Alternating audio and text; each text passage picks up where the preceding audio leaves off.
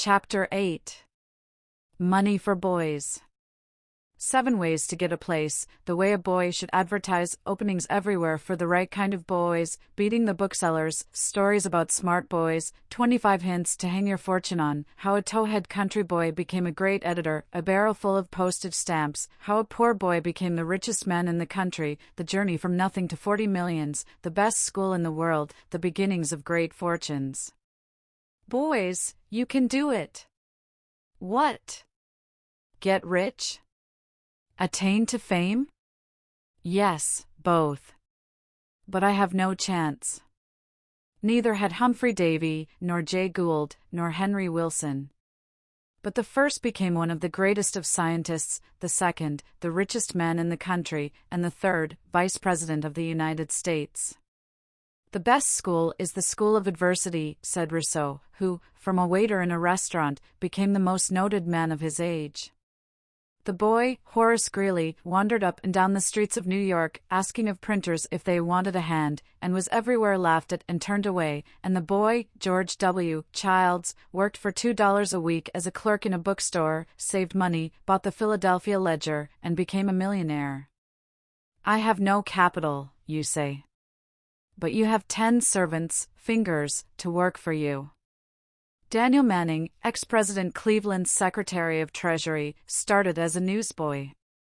John Wanamaker, the great merchant, commenced in a bookstore at $1.25 a week. Fred Douglass, the colored orator, began life as a slave without a cent. And P. T. Barnum, the world-famed showman, rode a horse for 10 cents a day. No chances. You have 5 on each hand. No capital. It is the blood that fights and wins. If you have no opportunity, make it. Do not wait for something to turn up, turn something up. Be a match for events. The world's great and rich men have forced their way to success at the bayonet points of their fingers, and with the iron pry of an unconquerable will. Boys, here are a few hints for you. Section 1. How a boy can get a place. 7 ways to get a position. 266. Free serviced. Make friends with a clerk. Offer to go with him on the delivery wagon. He will be only too glad of your assistance. The next step will be to help in odd jobs about the store. After a little familiarity with the business, you will find an opening. Your friendly clerk will have a sick day, or a leave of absence, or a vacation.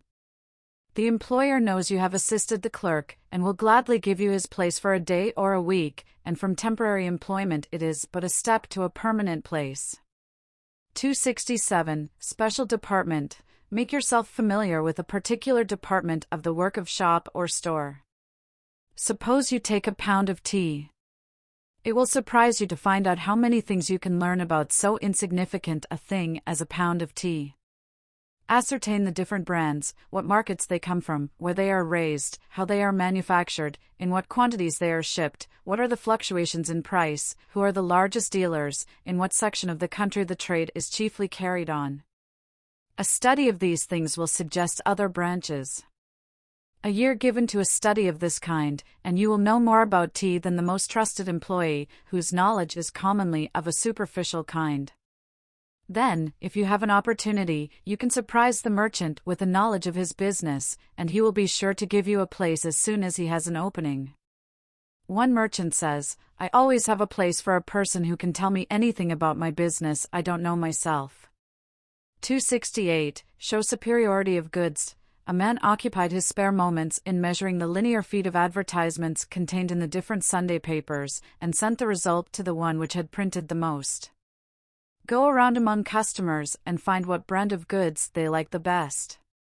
Then report to the makers of these brands, and you may be sure they will take an interest in you if they see that you take an interest in them. 269. Advertising. Here is an advertisement for the right kind of boy, a brisk-footed, up-to-date boy, not afraid to work, will take a place at low wages for the sake of learning the business.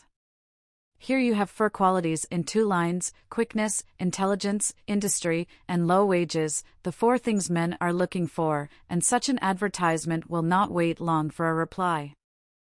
270. Influenced. Great names are mighty. Introduce yourself to the greatest man in your town and tell him your qualifications and ambitions. Do not be afraid of him. A truly great man is more willing to do a real kindness to a meritorious boy than you think. Robert Lennox, an old-time New York merchant, one Sunday at church saw a timid young person looking anxiously around as if for a seat. "Come with me," said Mr. L., "and I will give you a seat." The next day, the young man took a letter of recommendation to the store of a merchant. "Can I get a small bill of goods to begin business with?" he inquired. "I will trust anybody that Robert Lennox invites into his pew," was the reply. "I owe all my success in life," said Jonathan Sturgis, "to the invitation of Robert Lennox to sit in his pew. With the great 10 good man's endorsement, you will find places waiting for you." 271. A trial week. All many boys want is a chance. When you apply in vain for a place, tell the proprietor you are sure that he needs you, and that you will come a week for nothing, better a month if you can afford it. If you really have the merit you think you have, it will be strange if you cannot displace some indolent or indifferent employee. 272. Commissioned. Offer to sell the dealer's goods on commission. You must leave a deposit to cover the worth of the goods. Take the articles to your friends and tell them you are trying to get a place. In most cases, if the goods are cheap, they will try to help you, and you will be able to make an excellent report to your employer.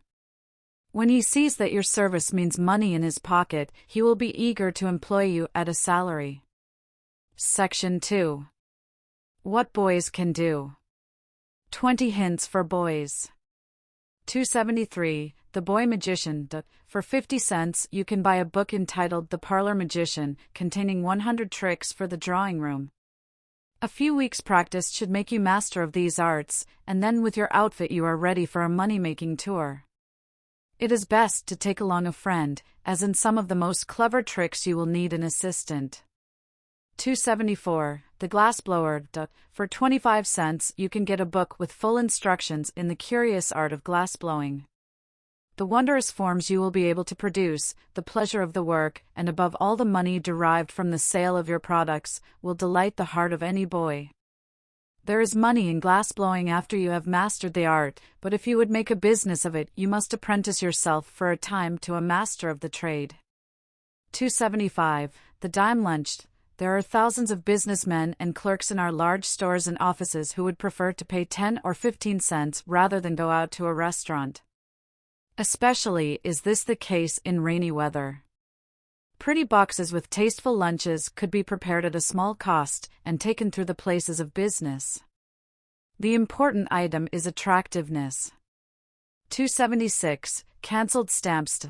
In every large city there are dealers who will pay you for cancelled stamps.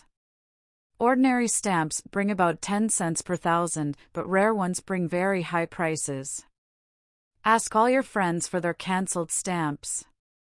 In a store in New York, there are several barrels full of postage stamps collected by boys. Each barrel contains 1,000,000. 277. The Boys Pressed. Do you know you can get a printing press with complete outfit, a full font of type, and 100 cards for $3? You can make money easily by printing cards and doing other small press jobs. Charge 50 cents, 75 cents, or $1 for cards, according to the quality of paper and amount of printing. 278. Saw and scrolled. Most interesting articles, both of use and ornament, can be made by the scroll saw. Some have earned boys' fortunes in making these curious articles, and there is as much pleasure in making them as in getting the money for them. 279. The Magic Lantern. The very best lantern and slides can be obtained for $6. From that figure, the price runs downward to 50 cents. Purchase a good one and give parlor exhibitions at a charge of 5 cents admission. As you become more expert, you can increase your price. If you are a success at the business, your services will be in demand for more pretentious entertainments, where you can make $5 or more in a single evening. 280. Candy making. What can please a boy better than candy making? Offer your services free for a short time to a confectioner. When you have learned the trade, which you can do in a little while, commence the business on your own account in a small way. Beginning with those sweets which are easily made, you can extend your art as your business increases until you have a good trade. 281. Odd jobs. I push baby carriages through the park at 5 cents apiece, says a Chicago boy. I clean and oil bicycles, says a New York lad. I stand on the boulevard and pump up tires, declares a third. I buy a dozen lemons and a pound of sugar and sell lemonade on all holidays and at times of parade, says an enterprising schoolboy. I carry bundles and valises from the train and make often 50 cents a day, says a Boston youth. I hang up a slate on the front gate and take store orders for neighbors, says a bright village lad. 282. General Employment Agency. Inform 100 or more families in a particular district that at a certain hour of the day you will be there to carry messages, roll out barrels of ashes, go on errands, mail letters, black boots, and do whatever work they may require. If the work is sufficient to warrant it, a business partnership of boys may be formed, so that while one is engaged another can go on his usual rounds, and thus ensure punctuality. 283. Collect magazines. Almost everyone takes a literary magazine, and some take 2 or 3. After a time, they become refuse on their hands. Many persons would gladly give you a truckload. But these are worth money, and second-hand dealers who sell them at 5 cents apiece will give you 3 cents for them. 284. Vacant lot. If you live in the city, get the owner of a vacant lot to give you the privilege of raising vegetables. With a little experience, you can easily raise from $50 to $100 worth of vegetables on a lot 20 by 100 feet. This will go far to eke out the support of a large family. 285. Bicycle teaching. Here is a field for a stout lad of 15 years. There are thousands of modest young ladies and men, especially elderly gentlemen, who would like to learn to ride a wheel, but do not like the publicity of a riding academy. Issue some neat cards and circulate them from house to house with the information that for the sum of $1 you will teach anyone to ride. Most people have a backyard where such instruction could be given. Having no rent to pay, you could easily afford to take them for that price, as you have the advantage over the professional instructor, both of cheapness and privacy.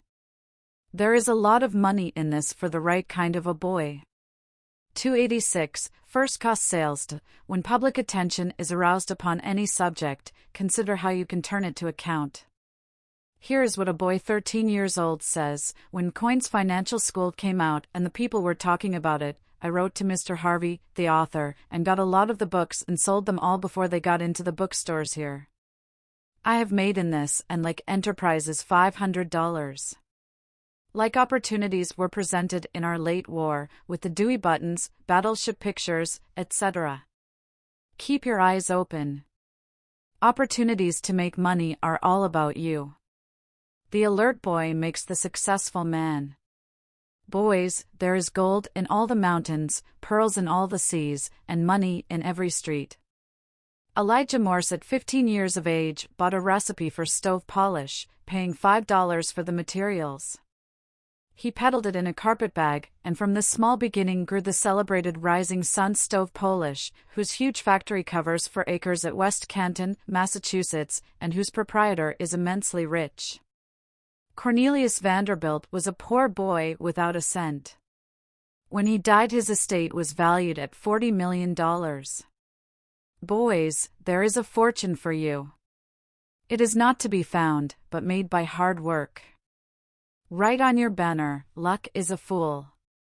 Pluck is a hero.